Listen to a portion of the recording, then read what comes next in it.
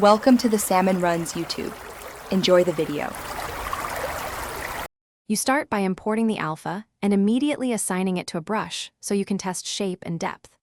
Once done, pick a brush like Standard or Drag, Rect, and place the alpha into the brush alpha slot. Make sure RGB is off if you want displacement only, and set Z intensity to around 50-70 to avoid clipping. You should also check document and subdivision level so the mesh can hold the alpha detail before you proceed to apply it.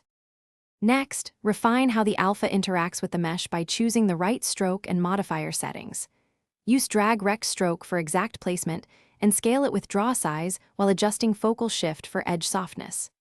In the alpha palette, tweak mid value to control depth mapping, apply sharpen to preserve detail, or invert to flip depth.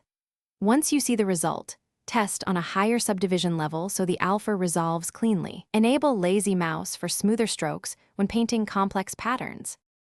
To finish, lock the result by masking with the alpha or by generating a displacement map for external use. You can mask by alpha directly or use Zbrush's displacement map plugin to export a 32-bit displacement map for your renderer. Once exported, apply it at the target mesh subdivision in your renderer and check scale.